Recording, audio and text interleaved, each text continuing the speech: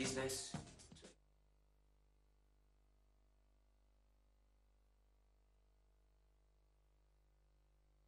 Hi, welcome back to another edition of Nigeria section of what we're talking about, Nigeria 2015 election. As you know, the whole world are watching Nigeria, the most populous black nation in the world, the most populous black nation, of course, on the African continent, 170 million still counting. Is it going to be APC or is it going to be the PDP? Nonetheless, the vote of the masses count, and it is down to you to make sure you elect and you vote for the right candidate and the right party that may take us, a nation, forward. You've heard about the transformation agenda of Mr. President Goodluck Jonathan, and you have seen the wind of change that has been brought by the APC. As we discuss who is going to be there February 14, we have the pleasure in the studio today with us, a section of the APC and a section of the PDP.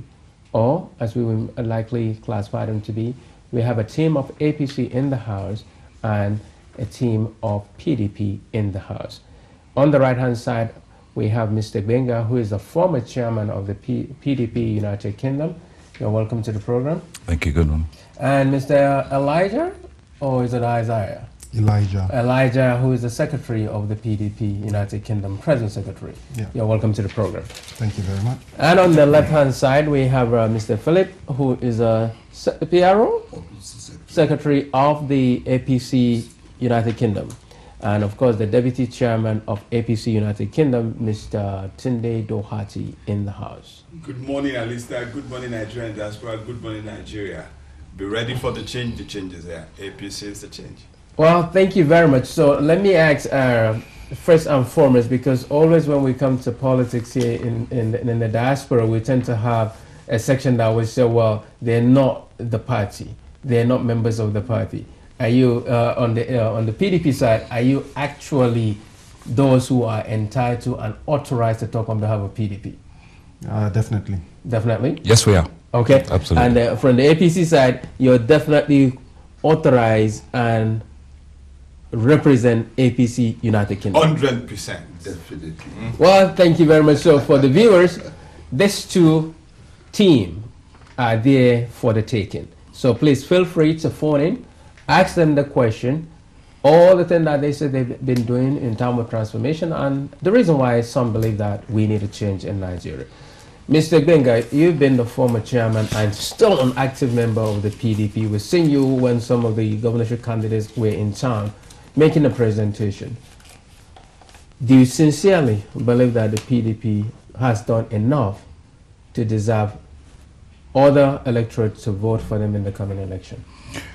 Well, thank you very much, Alistair, and thank you to our viewers who are tuning in and being involved in making a very big decision come February the 14th as to who will continue, and I use the word continue very deliberately, as the President of the Federal Republic of Nigeria.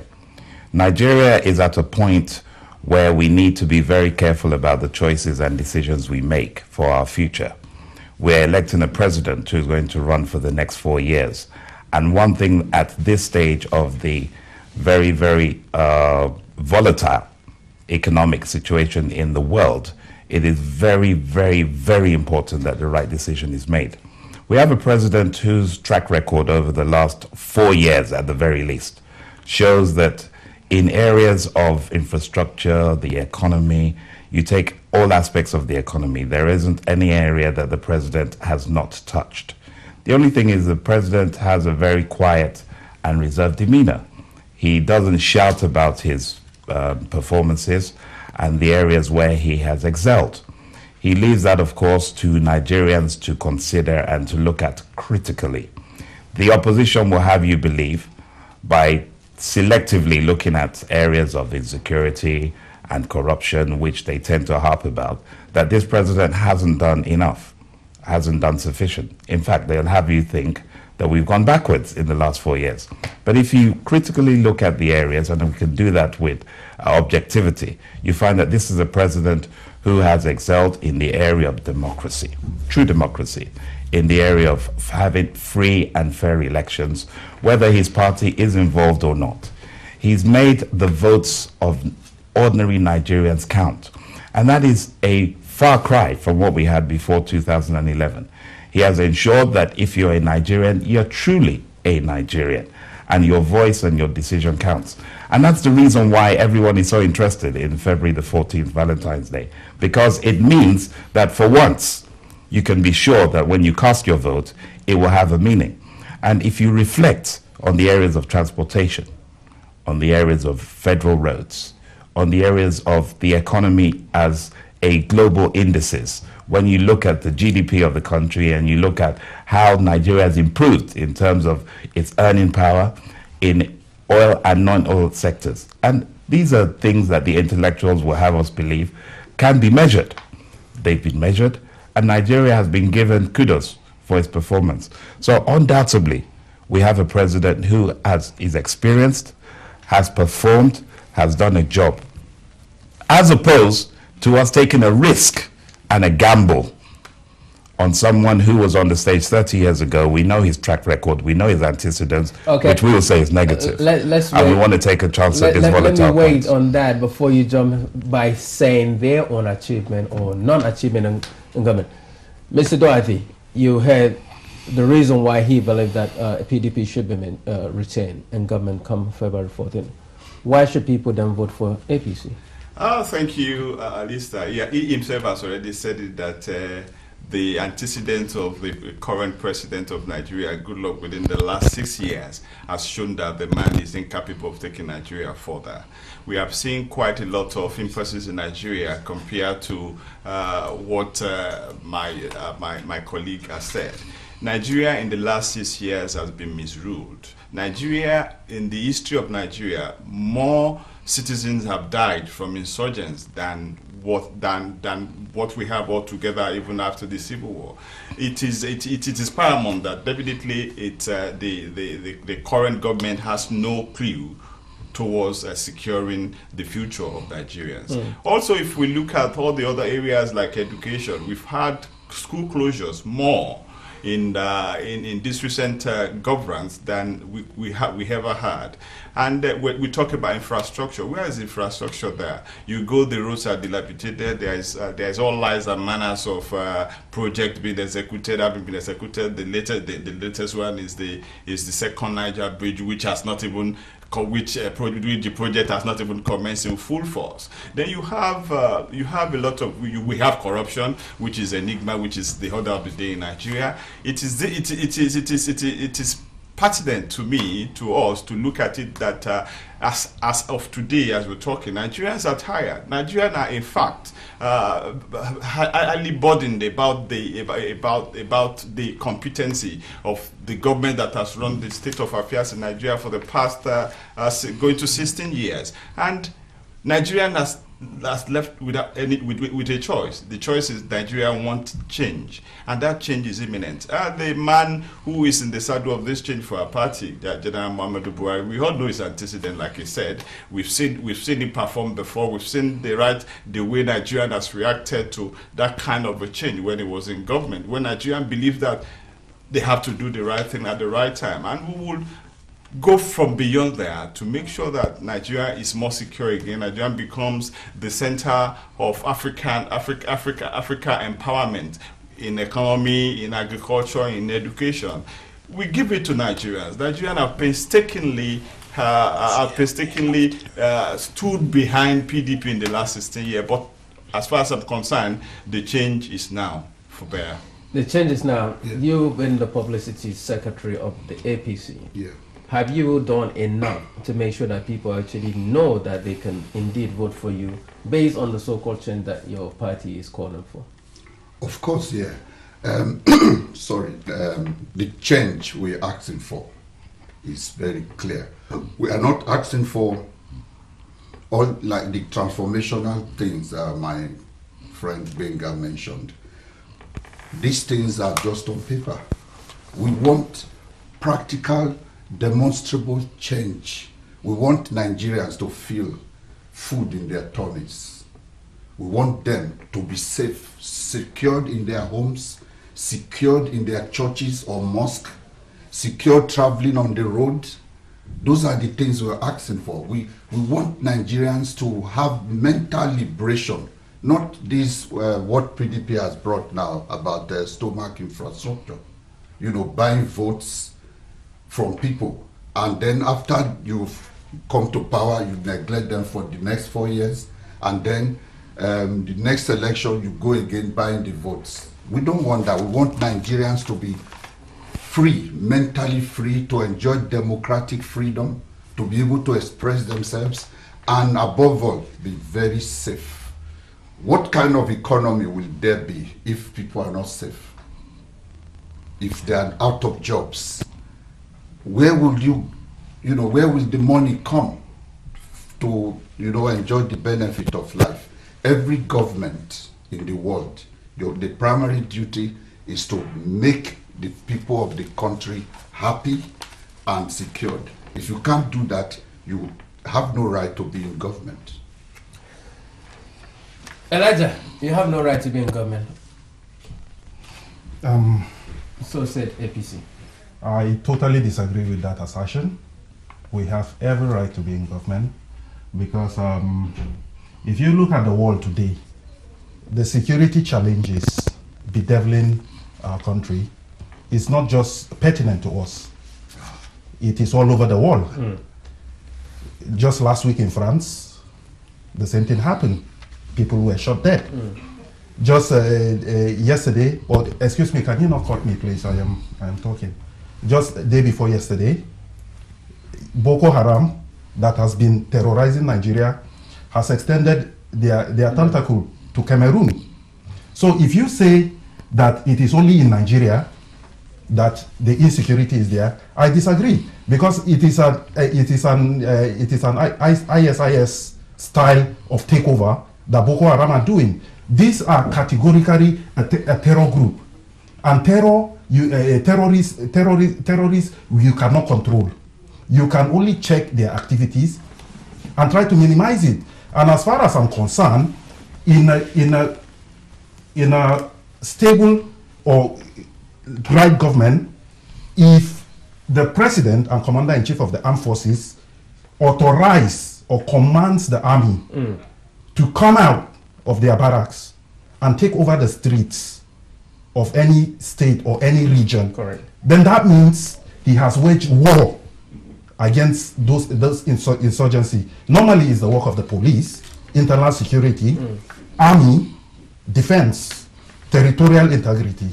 The army are out and they are on the streets in northeastern Nigeria. So how can anybody say that the president has not done enough in terms of security when you have terrorists running riot and our military, able military, doing all they can to protect indigents there? Now, before I go to APC, there was an incident, or there was a story on the social media, including some international broadcasters, saying the military people are saying they have not been mobilized. Will you sincerely think, and I agree, that the funding and the budget allocated to the military has not been used in the best way? I will not say that the budget, because to be honest with you, I am not part of the military, yeah. So I will not know much about their budget and stuff like that. But you see, the thing is that there is a proverb in my part of the country, which is in northern Nigeria, really, that says the person that wants your team strategize more to get it off you. You get what I'm saying? What you should realize is that terrorists, these terrorists, they work on intelligence. You know, they employ people that are just as normal as we are to give them strategic information. You see, when somebody a terrorist informant come to like a formation, military formation, he could easily count the number of people of military personnel that are there, and then take it back to the terrorists. Okay. And then they mobilize themselves in 5 folds. If you have 10 people as against 100 people, you could easily be overwhelmed. You know? Yeah. And that is not to say that it is just an example. I'm not saying that Nigerian army stationed themselves 10-10. I'm just giving an example. Yeah. Right. Now, what we're going to do now is maybe we're going to take the major issues that are so relevant to Nigerians. For example, education, the economy. I wanted to say something about the security thing. Yeah. Education, economy, road infrastructure, health. So as you are thinking about these four things, think about them to say, right, well, these are some of the prominent and mainstream issues that are affecting almost every Nigerian. What do you think your party should do, or what have they done? What should your party do? What have they done? Let me take the caller who is patiently joining us. Hello, you.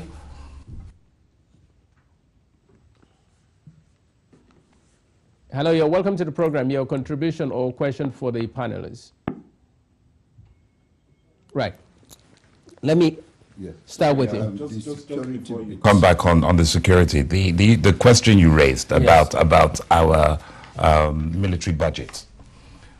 We need to appreciate and understand that this kind of war is not something that the Nigerian army have been equipped in terms of military hardware and equipment and in terms of intelligence. And I'm happy that we're having this debate in the United Kingdom. Who know how long it took them to fight the IRA? It took over 30 years. Of course, there is more technology available to us today, so we don't have to start from ground zero. Yeah. We have the advantage of looking at other clients and other countries to have a head start. But if you think that you're going to wipe out insurgency by having an old general come back and it's going to just wave a magic wand, it doesn't happen like that. Right. It's going to take time. And this government is very much on top of it, both in terms of the hardware and in terms of the intelligence. Apart from, you know, the military hardware not being available to our fighting forces, and they don't even pay them their stipends to be in the war front, the other bit is the nonchalance which the commander-in-chief has shown repeatedly to the plight of our citizens. But he just went to Maiduguri a few days ago. After how many years? This battle didn't start a week ago. And while the massacre of 12 people took place in, the shooting of 12 people took place in Paris, Baga, a fishing village in near Lake Chad, was being overrun by Boko Haram. 2,000 people died.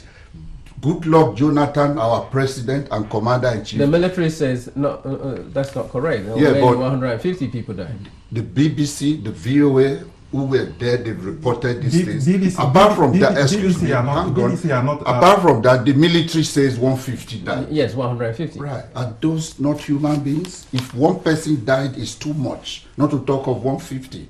And the president was writing to Hollande of France, extending his condolences, but he never even had the courtesy to tell Nigerians what loss they have incurred. Right. It had to be the whole world shouting that what is happening in Nigeria for him to do something, and then all right, let me quickly come back. Let's take the call. Hello, you're welcome to the program. Your name?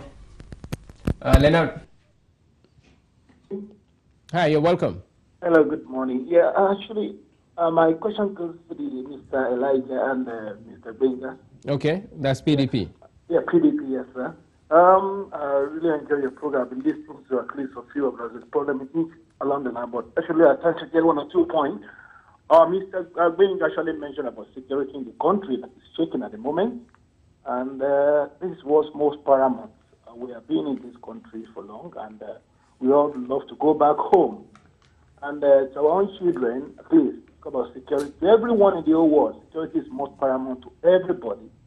And I'm not a partisan, I'm not into any party, but I'm keen about whether I be a president and the welfare of our Nigerian as a whole. Mr. Benga, Mr. Elijah, if you think PDP, who is led by Jonathan, is doing well, I don't think he's doing well at all. I've been experienced about Nigeria for long, and I've never experienced a president who have been so much slow worker, that is slow trainer, I don't know how I can call it anyway, that's not performing at all for the power has been in this government. How can a Nigerian be dying every day like a fly? You can't call it a chicken any longer. You can't be killing so chicken like so number like that. Or we have been dying like a fly. If you see the rate of death that's going on in Nigeria, you cry, my brother. And if one of your family have been involved, we will not be here to be saying this. You will feel for those people in another part of Nigeria. It's so much pathetic. That's why I can put it. And the Nigerians are dying, and Jonathan is just in his office, they're folding his arms, doing nothing about it. Look at when Obasanjo is in the government. As a president, I have a lot to do. When Obasanjo is in the government, I'm not a party to Obasanjo anyway, don't quote me in that form, but I'm just trying to see that what he has done to make sure that there's adequate security in the country. And that previous presidents so far have been a president, know what they've done. But Jonathan is not doing anything. Now he's killing about coming back, whatever. What is happening with all those people that are killing it? Now look at Cameroon recently. See how they deal with the Boko Haram people. Is it not just Cameroon? Population Cameroon from Nigeria. Okay. Let me come back to them, Leith. Thank you very much. Gbenga, he went straight to the issue of security. Yes. I appreciate the phone call, and our caller expresses the view of many Nigerians. I have to beg to disagree that our president is insensitive about the plight of Nigerians who are dying. Nobody wants to lose their citizens, and any leader who turns his eye away from those unfortunate situations is not fit to be there. I'll accept that. But you see, we have to understand the menace of the beast that we're dealing with. I've already said that we didn't sufficiently appreciate the gravity and the methodology that these people were employing. And it's taken a little bit more time than Nigerians will be patient to appreciate to get to grips with the issues. Having got to grips with the issues, we've been able to deal with issues of funding. If you have terrorists that are being funded, then you have to close their supply. If you have terrorists who are being armed, then you have to close their supply. If you have a force that has to stand up against them, then they have to have the requisite knowledge, both in terms of military intelligence and in terms of equipment, to deal with this menace. You see, when we were getting on top of the terrorists, they changed strategy. And then what you then found was the uprising of suicide bombers. Now take suicide bombers, for example. They are ordinary people who are being recruited. They come into your midst, unless you have the right equipment to detect that they've got a bomb on their person, and they are going to sacrifice themselves and blow themselves up. So what you find is that when the military are getting to a stage where they're getting grip to the situation, they change tact. Now, I'm not saying that we're not going to continue to chase this battle. We have to, because that's a major responsibility of government. But what we cannot do is order the military to go in and just flatten the whole of the Northeast, because that would be wiping out your people, because some have advocated the Obasanjo style of just go in, swamp out and wipe out the whole of the Northeast, sorry. We're going to wipe out one section of Nigeria. The casualty levels will be higher than what we have now, and we can't do that. So this is a government that is strategically and tactically proceeding to make sure that we curb the menace of this insecurity. And I totally agree with those who say it's unacceptable that we should lose more lives. And I can assure you that this president and his experience on the saddle is on top of the event. Okay. And that's why we need another continuation of government. Mr. Doherty, he said it all. The incompetent. Right. We cannot allow the incompetency to continue or to go ahead. You see, let us go back the Matasini days. What happened? How did the then government combat Matasini? Is that what we see to all these insurgents is because, number one, the government himself, the government of the day, they are not sincere. about pursuing this insurgency.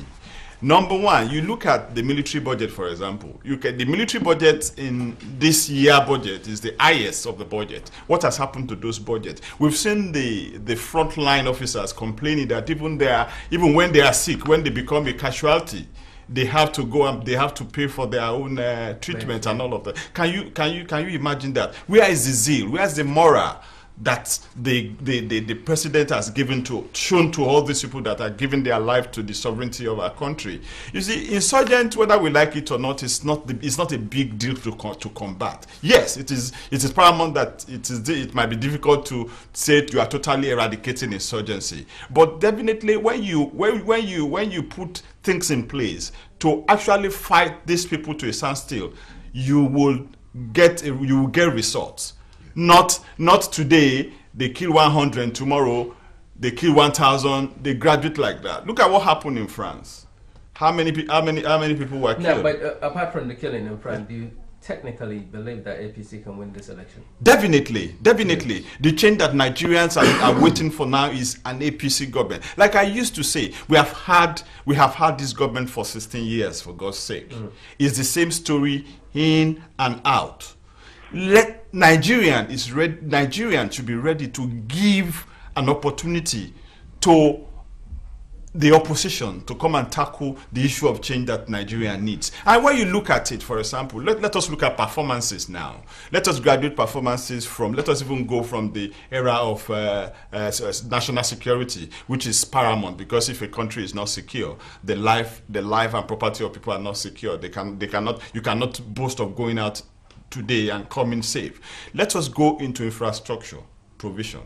What has this government done in the last 16 years to give Nigerians that confidence that I can go to my farm, take my farm produce to the nearest economic hub? According to them, they have opened the agricultural sector. You said it. According to them, they have opened up an agricultural center. Now, yes, they provide fertilizer that never get to the peasant farmers. They provide things that would dissolve from the Ministry of Agriculture top hierarchy, that would not even go to those that really need it. Have they not solved the issue of the fertilizer distribution, for example? How many people are getting the fertilizer? The fertilizers are being taken to those that are in government. Majority of the palm sects and all of them, they are farmers. They take over all these things for their own private farms. We know all of this in the north. You understand? The thing is this. If we remove corruption today, and we do things without the liberty of taking something in return, I can tell you Nigeria is fantastically rich in agriculture. Let us look at the economy, for example. Before the advent of oil in Nigeria, Nigeria runs its economy based on agriculture. Today, what we eat in the southwest in Nigeria comes from the north. So, which means at least the northern part are producing. It's been like that for a long time. They struggle these days. The farmers, they struggle to produce. They struggle to get those real infrastructure that is necessarily needed to improve their products. Elijah, well, I think he basically needs to get his facts right, because if you talk about agriculture in Nigeria now, there is no time that agriculture has started coming back to its former glory. For the past 5-6 years now, Nigerians' internal production in terms of food and everything has quadrupled. Cocoa that used to be a form of export, cash export, especially in southwestern Nigeria, the production of cocoa has tripled from what it used to be some years back. If you go to northern Nigeria, central, middle belt as I will call it, rice production is going on there. You go back down to the core north, agriculture is picking up. The pyramids, granite pyramids that we used to have will soon be coming back. Soon be coming back. It will soon be. Can you people not? Let me ask 1 minute. Let me ask Benga.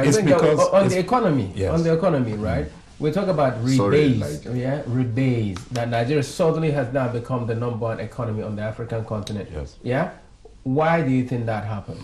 Well, I'm glad that you asked the question. The people will say that these are PDP stroke Jonathan's recycled lyrics.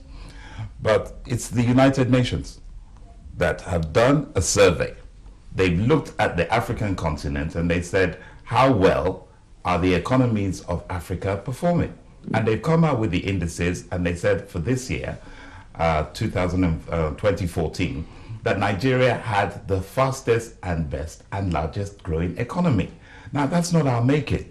It's because we've invested in agriculture. Yes. We've invested in agriculture Just 1 minute, to the extent... because I'll hold you, because you said that is not your making. It's not our making. So which means it wasn't down to PDP. These are assessments that are done by neutrals. What I'm trying to get is that this was not... The result. Nigeria becoming the #1 economy has nothing to do with PDP. Now, when I say it's not our making, what I say is the declaration but was what not our I'm making. saying is that The award was not our because of making. We It was accepted. definitely because of the PDP. We're saying Right. that Is it because of PDP Of that course we're it's- #1, or because that the rebase was done based on the new industry that like was added into Nollywood. Nigeria? Like The Nollywood. Nollywood has been going there for more than 16 years, My which dear has brother, nothing to do with it's the PDP. initiatives that have which- been driven So by I need to know, a what are the PDP initiatives? Jonathan What are they? government. What are they? Rice production.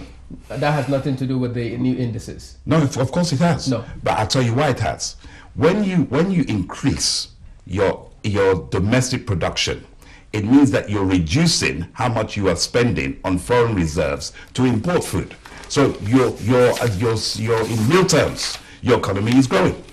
When you have infrastructure that is put in place in your country, it opens up the whole economy to all areas. And those are the things that have a geometric increase on Just the 1 economy. minute, Mr. Gbenga, Those are the sorry. things that I'm are accelerating I'm your not slowing you GDP. down. Let me just take another caller. Hello, hi, your name and where you calling from? Hello, my name is Sayo and I'm calling from London. You're welcome, Tayo. Yeah, thank you. Thank you for this debate. I simply want to add one or two things to it. In the first instance, I want us to understand the fact that the political system that we're having in that country at the moment does not provide the right platform for the right candidates to come up.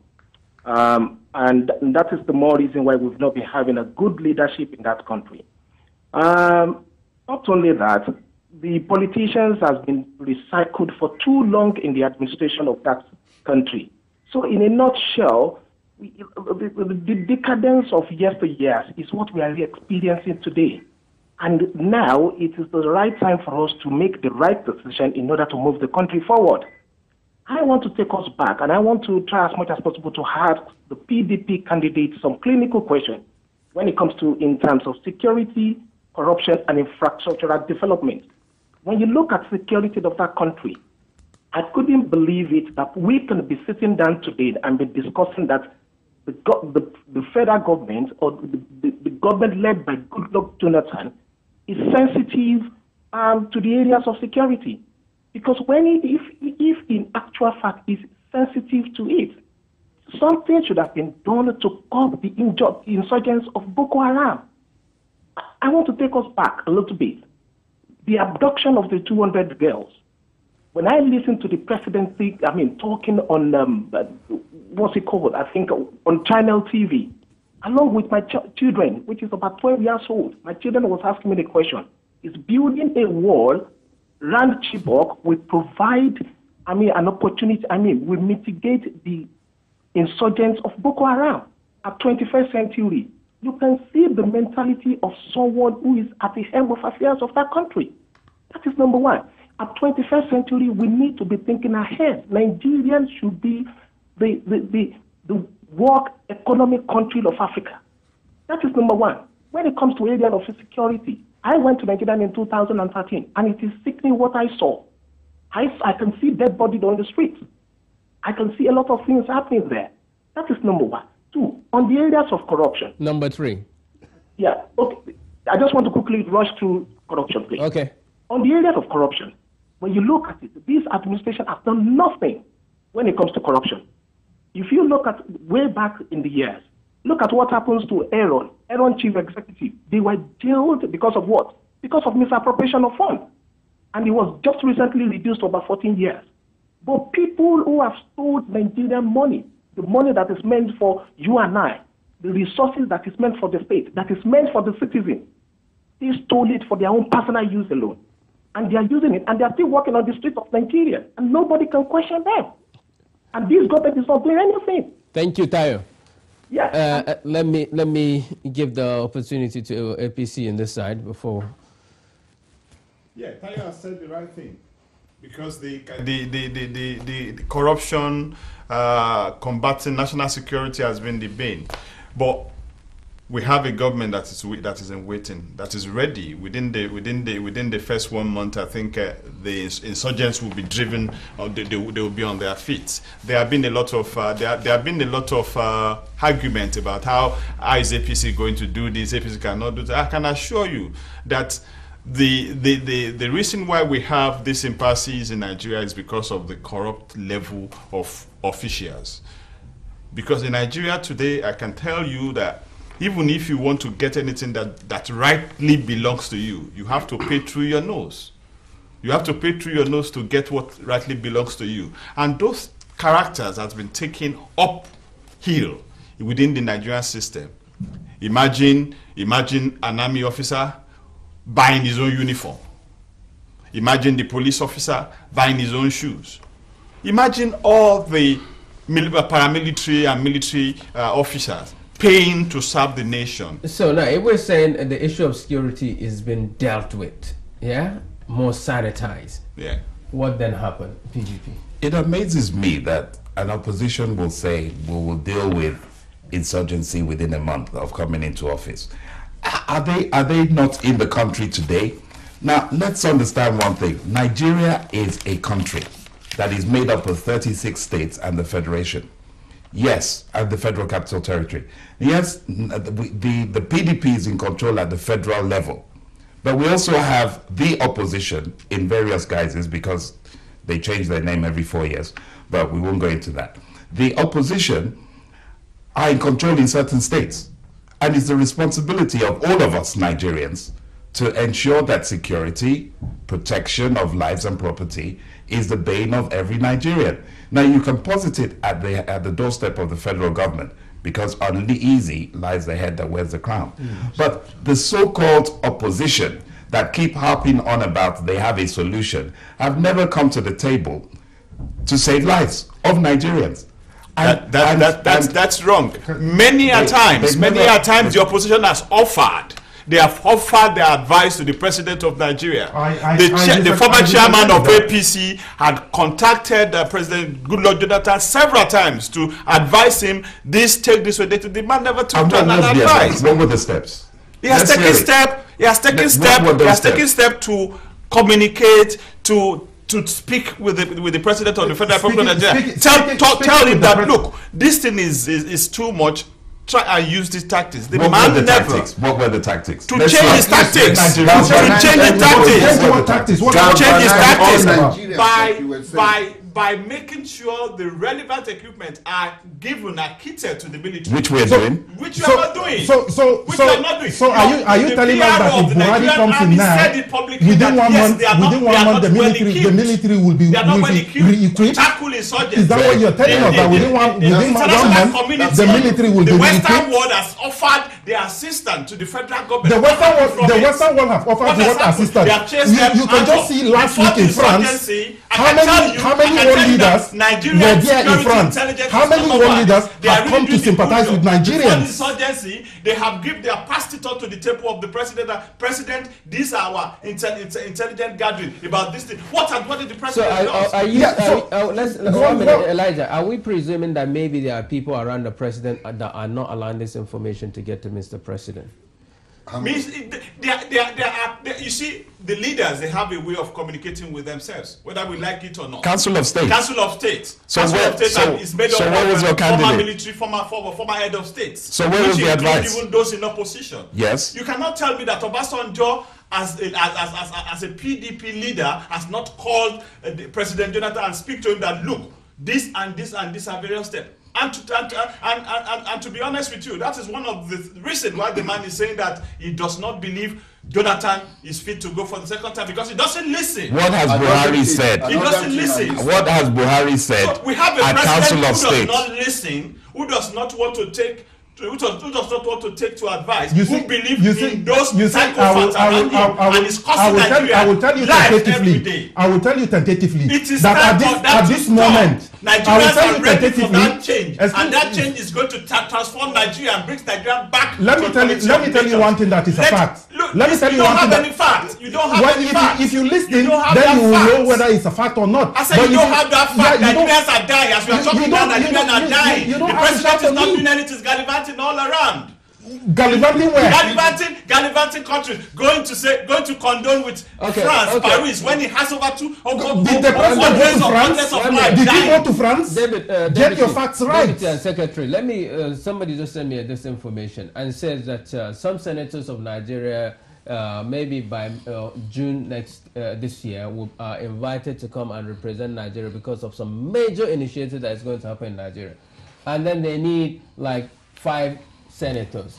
Will Ib Kashimu win the coming election? Will he be able to represent Nigeria? Wait. If he is in the committee, will he be able to represent Nigeria here in England? If Alamesia, the former governor, wins, will he be able to represent Nigeria at this event? And many other names. What will end up for Nigeria at this international summit?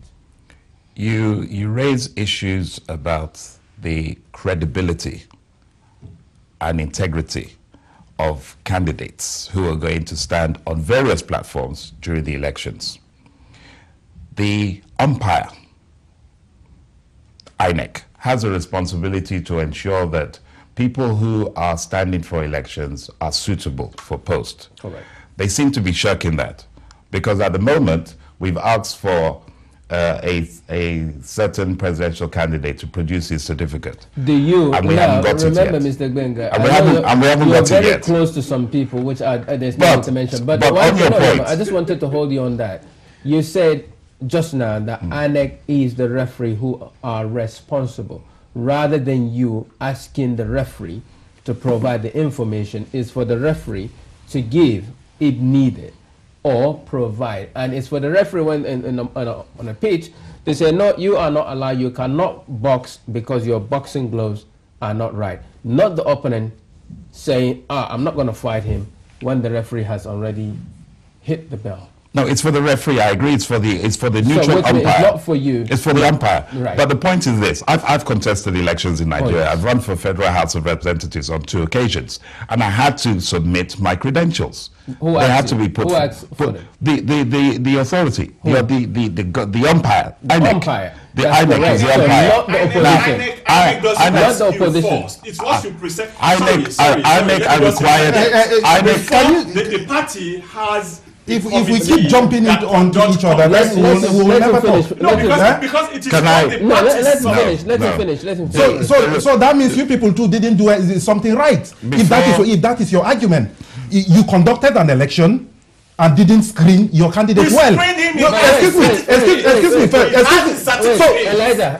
he didn't provide a certificate. Elijah, What he provided was an affidavit. Elijah, And what the problem? Excuse me. APC Let me best tell of Congress. Let me tell you something. Elijah, And one minute. everybody, I was a candidate myself in the last election. It doesn't matter whether you're a candidate. Did you submit your certificate? Yes, I did. So did Buhari submit his certificate or an affidavit? He did. Which one? What was the date on the affidavit? My friend here is a lawyer. What was the date on the He affidavit? knows the authenticity of an affidavit as to documentation. What was the date on the affidavit? Elijah, did Buhari contest in 2003? He did. And he went okay. Yes. Yeah, because he didn't submit a new educational qualification after 2003. We're looking at that. Yeah, you see, what I am saying here, how he managed to scale the fence in 1999, Under 2003, 2007. Under a different umpire. Yes, yeah, it doesn't matter. 2007. And 2011. He did 2011. Yes. And now that people think the change is really coming. Not really. We're not worried by the opposition. No, you see, are going to win this election. 99 days for the thief, 1 day for the owner. That you scaled 4 times, like 3 times. You scaled and failed 3 times. So does not mean that when you come back, you should not be properly screened. But what I am saying here is that INEC is not saying that Buhari does not have a certificate. The issue there is the date on the affidavit that he provided. It postdates the primaries. So now the date. The date. Not the certificate anymore. No, hang on. Okay. The date, he never presented a certificate. He presented an affidavit. Excuse me.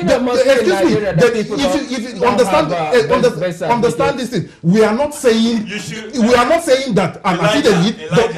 Can you not cut me? Can you not cut me? Listen to what I am saying. That your president has. What we are saying is that INEC didn't say that an affidavit does not suffice. You get what I'm saying? What INEC is saying is that the date on the affidavit. INEC say so. They did say so. The date on the affidavit was after the APC primaries. Right. So that means technically that the man did not submit that affidavit before his primary elections. That is a problem. So there was no certificate and there was no affidavit. No, it doesn't. But what we're saying is the question you raised was, will certain candidates, if they win, will they be suitable to represent Nigeria? We're asking that if a man who wants to become president cannot comply, then we've got a problem right from the start. Definitely. Those who have complied, it is now for the general electorate to consider their suitability.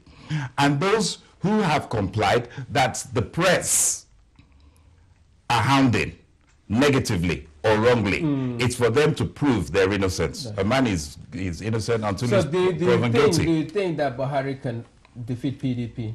Because why are we insisting precisely that his certificate issue? Buhari didn't defeat. He didn't defeat in 1999. He didn't defeat in 03. But the issue of the certificate is not even an issue.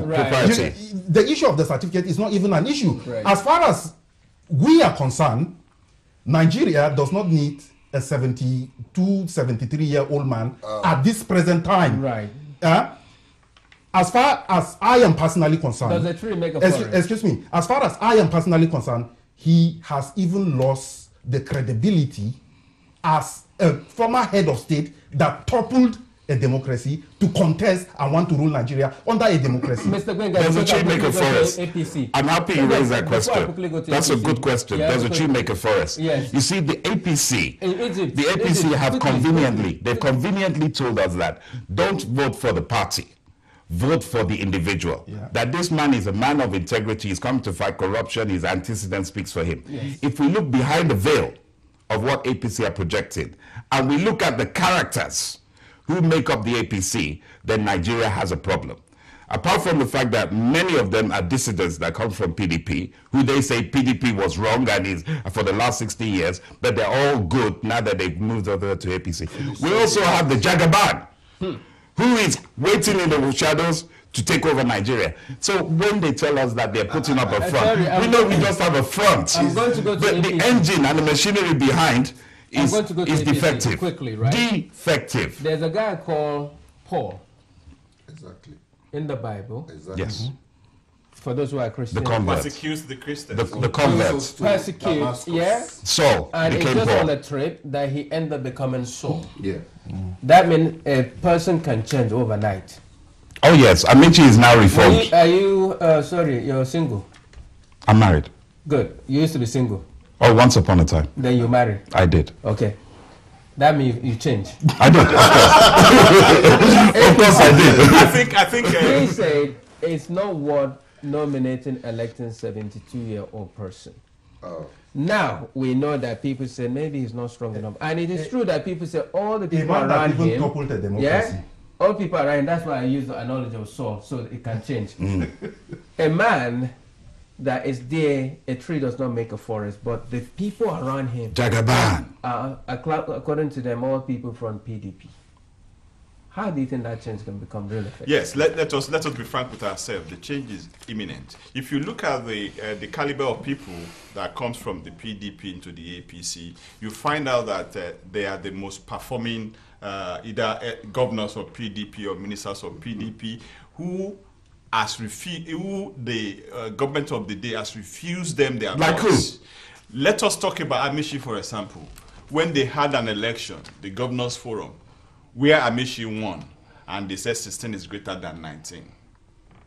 You understand? We have had the issue where primaries is supposed to be held, and somebody got to their primaries and destroyed the whole place, and this same person became their governor today. We're talking about the credibility issue. So Amechi is a PDP performer. Amechi is a PDP performer because he performed on the PDP. He performed and he saw the line. And that's why it's not under APC. It's under PDP. Very good. You see, we're talking about credibility issue now. Let's just come back to that. You said if the likes of some contestant wins election, can they represent Nigeria within the Western world? I know tomorrow if Alamisi becomes senator, he cannot step into the UK here. We know about Buruji Kashamu. Why not? We know about Buruji Kashamu. It's difficult for him to get to the US.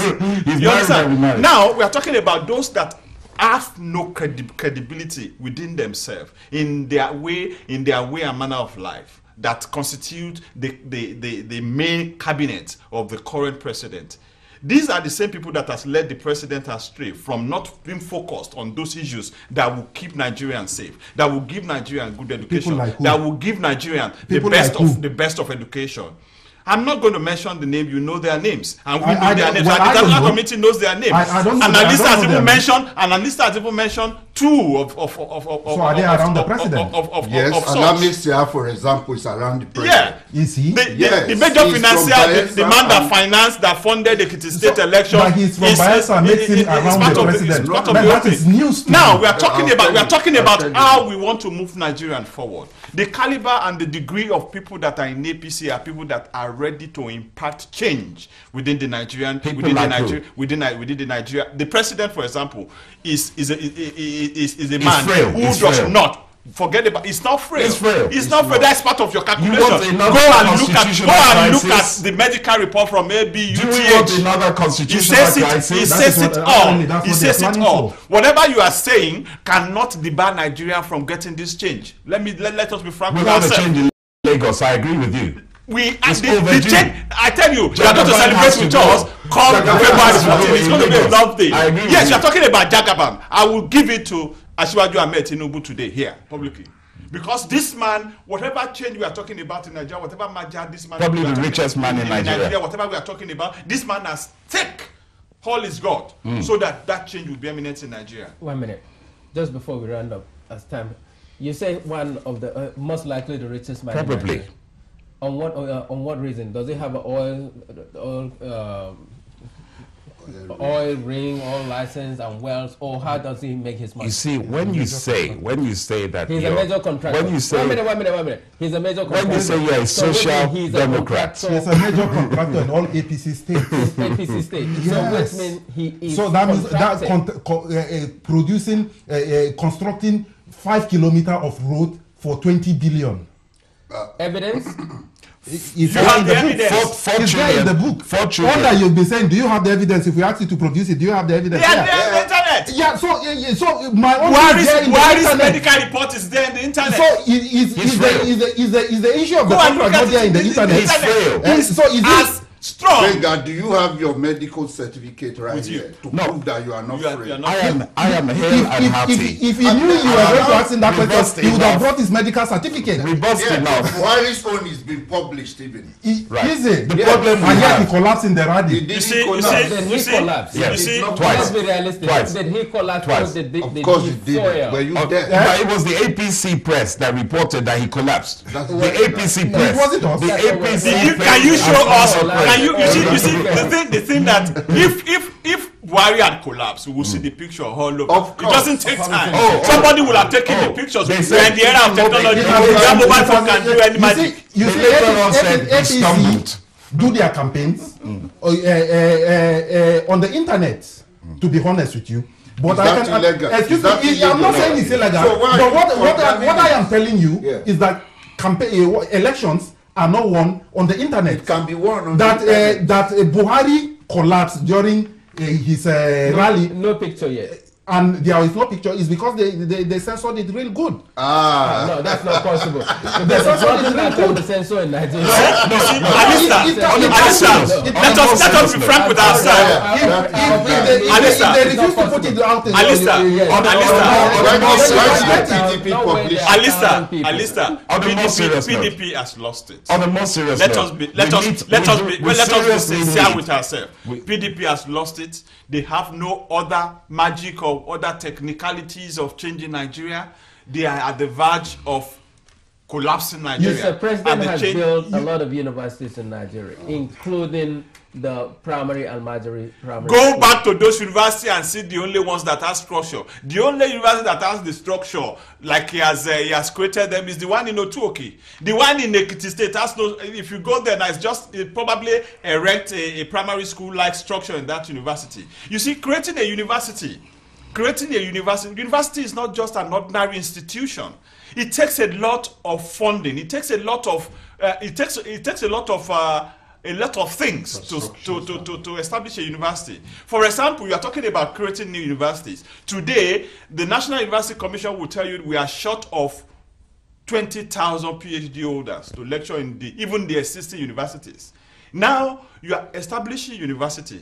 What are the qualities of your graduates? What are the research facilities that are available for these people to train?